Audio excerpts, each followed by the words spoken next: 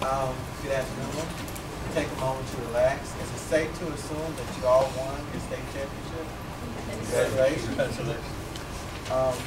We're going to start out with brief introductions from the judges, and then we're going to ask you to introduce yourself and your teacher. My name is Keith Howard. I'm an assistant professor of law at the Charlotte School of Law in Charlotte, North Carolina. My name is Jeff Callum. I'm an Assistant Attorney General for the state of South Dakota. My name is Michael Anderson, and I'm the Vice President for Academic Affairs at Wayne State College in Nebraska. We are from high school and are very honored and excited to be representing the state of Nevada. I'm Christina Duca. My name is Ava Swanson. My name is Casey O'Mine. My name is John O'Neill, and our teacher and unit coach is Mr. Clark in the back. Okay, so we have Unit 3, and we're dealing with question 2. So question 2. What were the most important constitutional issues that the Civil War provoked? What important constitutional issues did the Civil War resolve? How? What important constitutional issues did the Civil War leave unresolved? Why? You may begin. In an interview regarding his book, Lincoln's Constitution, scholar Daniel Farber stated, "The Civil War raised the most fundamental questions about the nature of the constitutional system. Despite resolving many issues remaining from the Philadelphia Convention, the war created a crisis unprecedented in American history by provoking a number of new issues, many of which remain unresolved today." One of the questions that the war resolved was that of secession. Justice Antonin Scalia stated that if there is anything resolved by the Civil War, it is that there is no right to secede. Besides the secession of the Confederacy, the war also saw the controversial division of Virginia, an issue that directly contradicted the New States Clause of Article 4.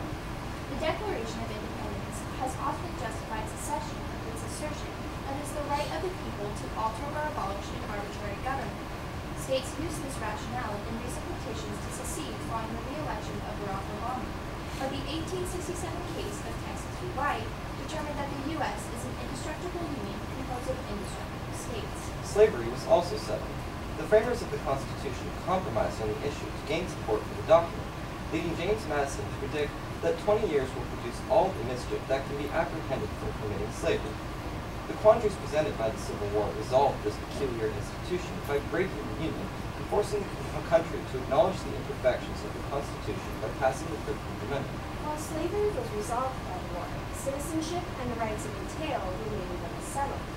In response to Dred Scott, Congress passed the 14th Amendment, establishing just solely citizenship.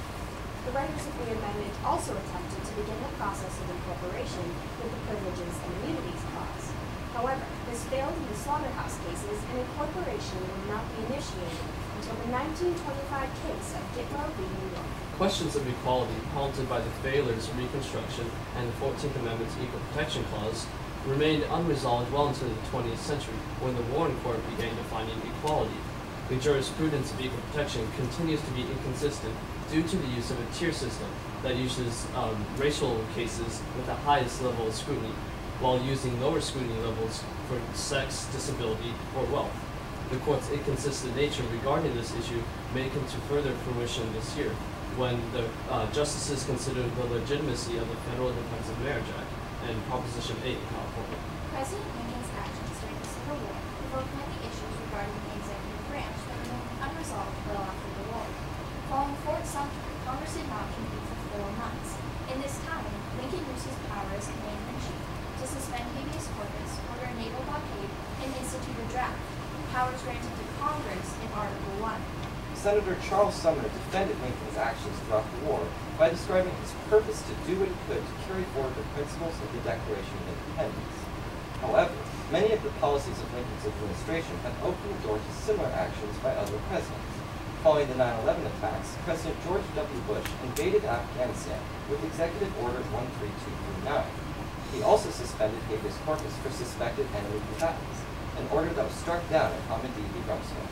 Our own state of Nevada presented numerous issues, as at the time of its statehood, it did not meet any minimum requirements. This rush to statehood played a key role for Republicans in power. Our electoral votes helped re-elect Lincoln. Our state legislature ratified the 13th Amendment, and our silver helped pay for Reconstruction. During the bicentennial of the Constitution, Justice Thurgood Marshall stated that while the Union survived the Civil War, the Constitution did not. In its place arose a new, more promising basis for justice and equality. Thank you. So what are some of the current issues we're still grappling with that were left unresolved by the Civil War? One huge issue that we're still facing today is that of citizenship. Though the 14th Amendment defined jus soli citizenship as any person who is born or naturalized in the United States, this has become something of a problem as people have been known in many instances to come to the country to have a child who will then serve as an anchor for them to stay in the United States without going through the formal naturalization process. What's wrong with that? The primary issue is that it's really a means through which they can just go around the system. Instead of going through the system and acting under the laws of the United States, they're essentially taking what seems to be an easier route by having a child. And in addition, this has led to a splitting up of families, as in many cases, parents will be deported back to their country of origin, and the child who is an American citizen will be forced to remain in the United States without his family. Well, is this issue a federal issue or a state issue? Sorry, what? Is that issue, that anchor baby issue, a federal issue or a state issue? It's really both. However, states have recently taken action to help solve the immigration problem. Indeed, several border states, including Arizona, have attempted to provide greater border security. However, they haven't been quite as effective as they need to be. Therefore, we see a push in Congress to get more immigration regulations put in place. Those laws in the border states are being challenged, saying that the states don't have the authority on it. It's strictly a federal issue. What's your position on the differentiation there between state and federal rights? Well, the biggest differentiation that we've found at this point is that the federal government has to be able to control the security of the borders. However, at the same time, not all states have the same level of problems with immigration. Indeed, the border states have the biggest problems and know how to fix it most effectively as it is within their jurisdiction. So this argument between the two sides has really continued throughout the recent months. Although people believe that the federal government needs to solve it, it is definitely the job of the states and the federal government to solve it, to work together and get through the situation resolved. Do you think it would be different if the people that were trying to come here and have anchor babies were from Europe as opposed to from Central and South America or Mexico? Personally, I don't believe there's a differentiation. If you're going around the United States law and possibly splitting up your family, it doesn't matter what ethnicity you are or what your country of origin is. It's a problem not only for the United States, but for your individual family unit as well. I believe it's a sense of the magnitude of the situation because so many people are coming from the South up into America. It's a lot bigger issue than maybe just a few coming from Europe. What about all of these European immigrants that stay over when their visas expire? It appears to me that we're focusing on a certain group and it has a racial component, right? And but it doesn't appear that we really talk about these expired student visas, right? Or work visas. And that's another issue. So why is it that we still focus on this salient issue of race? In many ways, the United States has a habit of focusing its energy on one particular aspect of the problem. And if you look at the case of Arizona's very controversial immigration laws, they were essentially attempting to find a way to racially profile people into finding out whether or not they were legal or illegal immigrants. So, the United States does have a very big problem with avoiding the topic of European illegal immigration. However, that doesn't mean it's justified. The United States absolutely needs to look at all aspects of immigration rather than just those coming from a designated set of countries. Let's go down a slightly different pathway if you don't mind. Sounds to me like your group agrees that after the Civil War, blacks were then considered persons and not property. Are we agreed? And then the next step is, why did it take so long for full citizenship to be expressed in things like Brown versus the Board of Education and the Voting Rights Act all the way into the 60s? What took so long? Well, one of the major reasons was, I believe you can place directly, squarely on President Andrew Johnson, who our own Senator Stewart from Nevada said was the most inept man to ever hold the office of the president. Now, Andrew Johnson really neutered the capability of the Reconstruction Acts to provide for equal rights when he basically vetoed every piece of legislation that came across his so desk. Andrew Johnson, how long was he president? For one term. Yeah, one term. So we're talking about 90 years, according to Thurgood Marshall. Gradualism. Why was that happening? Why was it Johnson? Yes. Why did it last so long? Another huge problem that we saw with moving forward in our acceptance of all races was the Jim Crow laws and black codes that were put in place in the South. In addition, literacy tests that were put in place to prevent African Americans from voting really hindered their ability to make their voice heard in Congress and in their state and local governments, which really pushed which really just hindered any ability for African Americans to gain votes. Perfect. Mr. President. Thank you. Yeah, sure. In your prepared statement was well done, by the way. You brought up the series of cases that emanated from the 14th Amendment, slaughterhouse cases in Gitlow. Those are nice cases to know. And it's nice to know that you seem to know where they fit, which is a sign that you thought deeply about them. I wonder about us with respect to immigration. I'm a product of immigration. Almost everybody I know that isn't Native American or black is a product of immigration. And I wonder whether or not we're making decisions about the color of people's skins and the countries of origin rather than about the law. I'm not sure where I stand on that, but I wonder about it. And I want you to struggle with that as well, which is why I brought it up. And I believe that the reason it took so long is to change everything is that it was racism. It was just plain and simple. People were not being accepted as equal if you were a person of color. So it may be the obvious that's the hardest to see. And you did a good job presenting your case, especially in your prepared statements. I thought you did a nice job of focusing on theme. This is a hugely broad question, and the only way you could really tackle it is to emphasize some themes and stick with it, which you did. And you were also able to give modern examples and to defend those on it. So appreciated all of those type of things on it. I think you all did great. I think you had a firm understanding of the issues.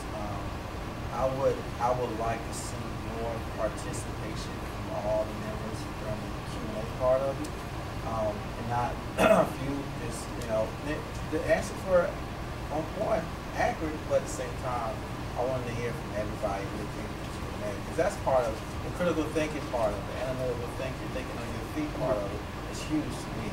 So I wanted to see a little bit more of that, but I think that you all did really well. You have a firm grasp of the issues, and if you can move on to Monday, good luck. I want you to think about something. The United States has a program where for $50,000 you can invest in a business and get a green card. At the same time, people without $50,000 to invest in a business is going to generate some economic growth. How can that law withstand scrutiny on it, where the sole basis coming in the United States is whether or not they have money? Well, what's the standard? What's the standard? Why don't you brought it up? What's the standard that will apply today? Category. What standard will level of scrutiny? It would be the lowest level. Yes. You're correct. Rational basis. Rational basis.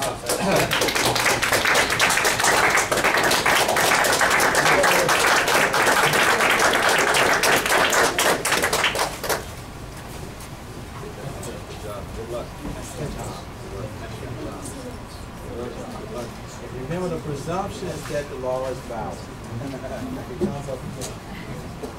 You can't quit talking.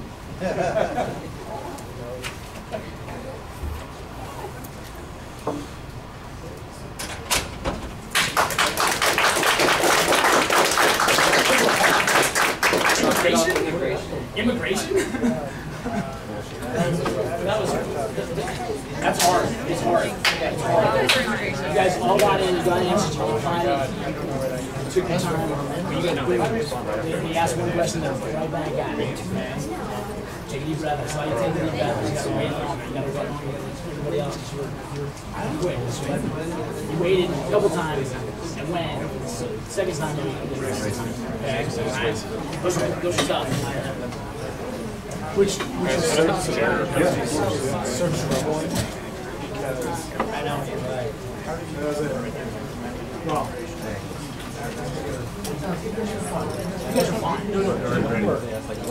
Right? Ready to go? Waiting for us? Let's do it for closers.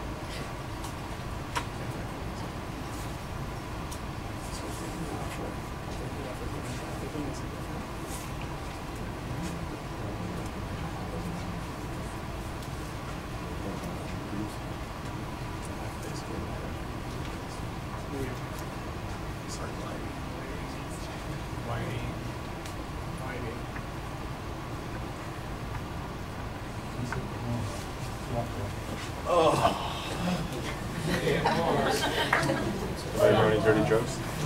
Yeah.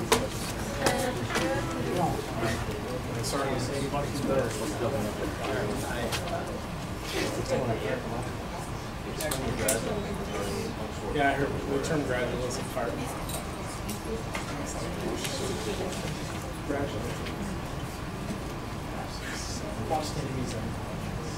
Boom.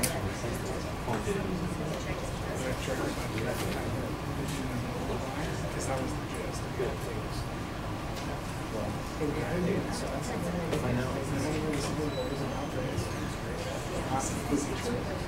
The unresolved issue. It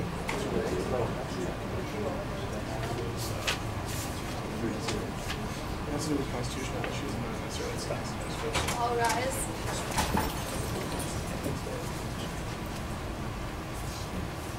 Good afternoon, Nevada.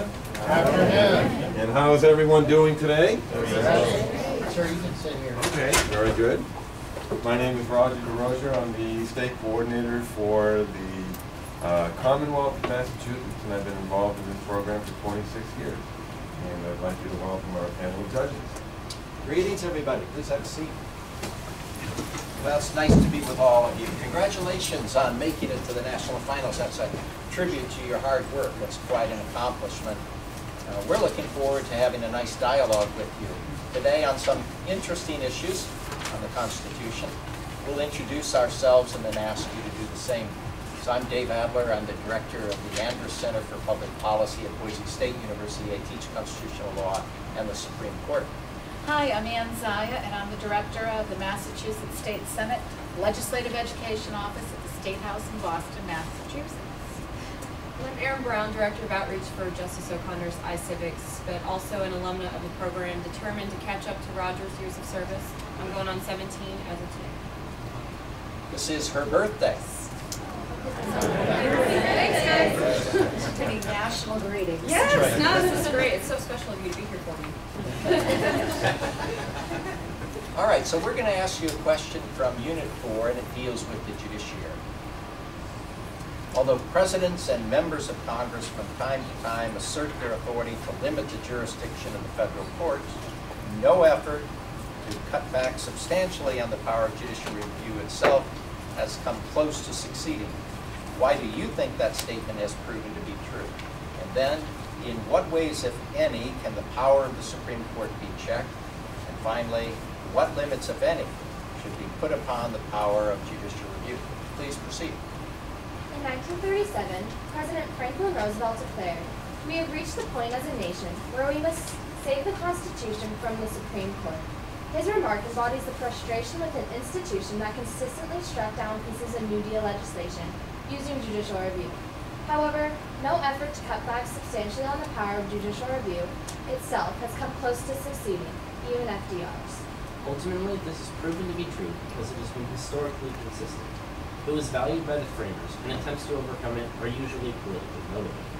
From as early as Dr. Bonham's case in 1610, judicial review has been a frequent practice of the courts using English common law. It was used by the colonial courts in the 1700s, and even the limited judicial branch under the Parliament. The framers of the Constitution were well aware of this tradition and assumed the new federal court system would continue. Federalist 78 makes this clear, asserting the interpretation of the laws is the proper and peculiar province of the courts, and that the Constitution ought to be preferred to the statute. Additionally, attempts to overcome judicial review are often politically motivated, like John Adams' midnight appointments, which allowed John Marshall to decide Marbury v. Madison, a case from which he should have recused himself, or the Judicial Acts of 1866 and 1869, which altered the number of justices on the Supreme Court. The Supreme Court can be checked by the other branches of government, itself, and by external pressures. Congress has several options. They can amend the Constitution, legislate around court-imposed barriers, impeach existing justices, and control the confirmation of future ones. The 11th, 13th, 14th, 16th, 19th, and 26th Amendments have come as reactions to Supreme Court decisions. For example, the 16th Amendment came as a direct response from the decision in Fuller v. Farmers Loan and Trust Company. In the 1997 case, U.S. v. Lopez, the Gun-Free School Zone Act of 1990 was held unconstitutional, but Congress rewrote the law to bypass the ruling. Congress can use its power of impeachment to remove justices from office. The last attempt was 209 years ago, in 1804, when Congress unsuccessfully impeached Samuel Chase. Article 2, Section 2, Clause 2 of this Constitution empowers the Senate to confirm or deny presidential nominations to the court, as was the case with Ronald Reagan's failed appointment of Robert Bork in 1987. Beyond appointments, presidents are able to selectively enforce the court's rulings. After the decision in Worcester v. Georgia, President Andrew Jackson is famously attributed to have said, "John Marshall has made his decision, now let him enforce it." The Supreme Court also contains internal checks, like recusal and the rule of 4. The public and special interest groups can also have considerable influence. Justice Oliver Wendell Holmes was influenced by trusted constitutional scholars after his decision in Schenck v. U.S., which caused him to call forth U.S. v. Abrams in order to question his own clear and present danger doctrine. In 1904, nutcracker Ida Tarbell published a history of the Standard Oil Company, which applied pressure to make the Supreme Court break up the Standard Oil monopoly. In his comments on the Supreme Court, Brutus worried, "There is no power above them to control any of their decisions." He played on the people's fear that there is no limit to their power. However, the other branches of government have all means necessary for effectively limiting judicial review. Therefore, no additional limits need to be put in place as long as the original ones are used properly. A study conducted by Professor Richard Hassett found that in each 2-year congressional term, from 1975 to 1990, Congress bypassed an average of 12 Supreme Court decisions. This number fell to just 2.7 in the last dozen years. This shows that judicial review is being challenged less by Congress. In Federalist 78, Alexander Hamilton stated, "The judiciary has no influence over either the sword or the purse and can take no active resolution whatsoever. Judicial review allows the courts to have more power, but ultimately the legislature and executive can still defeat it. They just have to use their weapons." Thank you. All right, very good, thank you. So we've got some fun follow-up questions for you. And here's the first. What is the relationship, if any, between the right of appeal and the protection of individual liberty? Well, anytime you have a decision made by Congress or the President, it's going to be potentially disruptive to your individual rights. And the court system emerges as a mechanism to petition the government to have some kind of recourse, that is. And so the courts allow effective actions to be taken after the fact. You can go to the court, petition for what's actually happened, and even if you don't like the decision, still have a higher court look at it and still protect your individual rights. Can you give me any examples? Well, court cases are appealed all the time, but one of the most recent examples is the case of U.S. v. Windsor. This is now being well, just recently heard by the Supreme Court over the Defense of Marriage Act. This had to start at a New York District Court, move up to the Second Circuit level Court of Appeals, and then finally at a district level. So the the plaintiff in the case is not necessarily feeling her individual rights are being protected, but can still have the Supreme Court look at them now. In the case of Sackett v. EPA, a woman was forced from her house because the EPA claimed that this property was there and the house was unfairly built, and she took it all the way to the Supreme Court. You pointed out the tension between Brutus and Hamilton on the question of whether or not the court would be dangerous or whether it would impose its own views. If you look at the sweep of American history, in your view, who had the better of the argument, Hamilton or Brutus? Well, Brutus identifies the threat that the Supreme Court might make many dangerous decisions. Ultimately, Hamilton is correct that the Congress and the President and the entire federal system of government can and has effectively limited the Supreme Court. We've seen numbers of examples throughout history where the court has been stopped by other branches of government, like the case of Andrew Jackson, for example. And it's just been consistent that other branches will check the Supreme Court as well. I would have to disagree with my colleague. In Brutus 11, Brutus stated that the judicial branch can mold the government into whatever they want. And that can be seen through their decisions in civil rights and potentially gay marriage and stuff like that, because their decision is the final decision that the other branches of government uphold. The other branches can make legislation or enforce the legislation, but theirs is the final say. However, I'd have to agree with my colleague Chase, because while Brutus' main point of worrying about the Supreme Court was that there was no power above them to check them, we've seen very clearly and throughout our testimony that there are ways that the Supreme Court can be checked, both by the President and Congress, and how they can rule around these decisions or simply not enforce them. We often talk that the court is the protector of individual liberties, but can you give examples of a few cases where the Supreme Court has acted repressively to deny the claim of liberties? Well, the most obvious example that comes to mind is the case of Dred Scott v. Sandford, where the court ruled that Dred Scott, a slave, was not a citizen, and in fact invalidated a number of state laws that allowed citizenship to be granted to African Americans. So, in a single fell swoop, millions of people lost their citizenship and were thrown back into the chasm of slavery. It's not a very great situation. Can you talk a little bit about the importance of written decisions in American political and legal history and why they're important? Well, written decisions are important because they set precedent for the future courts and the future justices, and they really explain to the people why they made those decisions and the differing decisions between them, not just numbers, but actual reasons. A great example is Justice Jackson's concurrent opinion in Youngstown Sheet 2 Company v. Sawyer. Justice Jackson laid out effectively what is a test for whether or not presidential action is permissible, a green light, red light, or yellow light, depending on whether Congress has authorized the bill and whether or not it's constitutionally permissible.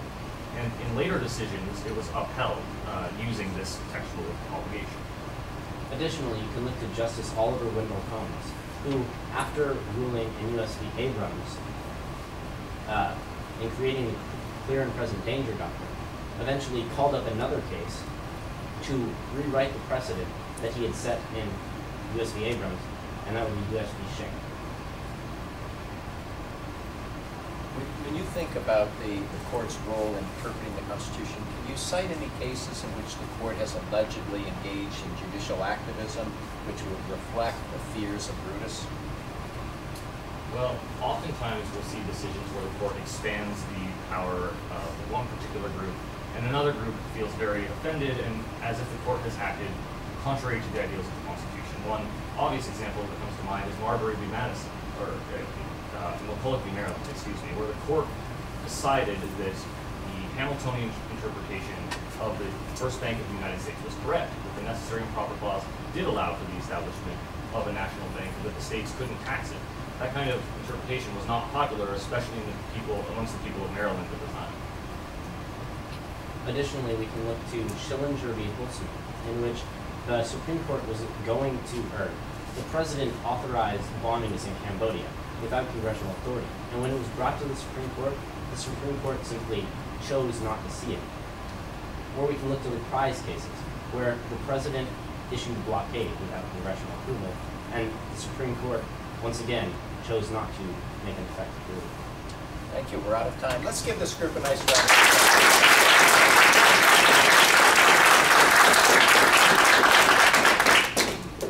Well, that was a very impressive performance. You obviously have a firm grasp of knowledge when it comes to these constitutional issues. I like the fact that you could bring good reasoning, good historical and constitutional support to defend your positions. That was very impressive. You mentioned a few cases that are particularly important when you're going to talk about the court failing to adhere to the constitutional design. The last case you mentioned, Holtzman versus Schlesinger, was a good example. You did a nice job of articulating Jackson's position in the Steele Caesar case. I thought you got off to a very nice start when you framed your introductory remarks around the 1937 court packing plan. Excellent way to begin. And I was impressed the fact that you went back to Dr. Bonham's case and talked about some English and colonial history. It showed the depth of your knowledge, and you moved very easily across different areas and across different eras, citing important cases. And when you invoked Holmes, among other justices, on the issues of Schenck and Abrams, that showed that you really understood this material. Nice job. I want to concur, and as I have all afternoon with my fellow judge, I did really appreciate the examples you gave. It was interesting to see here, Ronald Reagan was trying to nominate a judge and who didn't make it. You were very thorough in your explanations, and you brought up a lot of cases, and you did a fine job. Yeah, I'd agree. This is really enjoyable, wide-ranging discussion. I like that you mentioned recusal and Rule of 4. First time we've at least heard him framed that way, and that the court the Congress can legislate around court-imposed barriers. And I like the statistic of Congress has bypassed the Supreme Court 2.7% of the time, I think it was. I've been waiting for numbers all day. I'm a policy person. For her so, birthday, you gave her a number. Yes, that was a nice present. I would have encouraged you, since that's such a good statistic in your follow-up, to find ways to talk about some of that 2.7%. Just give some more specifics. But that may have just been a product of the questions we asked. On the first question about the appeals process, I think it could have fully fleshed that answer out a little bit more. I think one person answered and maybe one example was given. Just give a broad range to that. Give some more examples. Statistics, again, and policy wonks here, on who mainly accesses the appeals process. What's the socioeconomic status, gender, race, how often is it used, how often is it successful. So I'm just telling you these things in case you, God willing, go on tomorrow. Just a few things to make your examples even better. And same, you were better on the Brutus answer. I thought that was a fully formed answer. Excellent job on his question about that. And then as far as setting precedent, great example when you mentioned Jackson's and a concurrent opinion. I've been looking for that all day as well. But again, that question lends itself to talking about when the court has, overturned, upheld, ignored some things. So just to fully form those examples that you gave in your follow-up, which were excellent.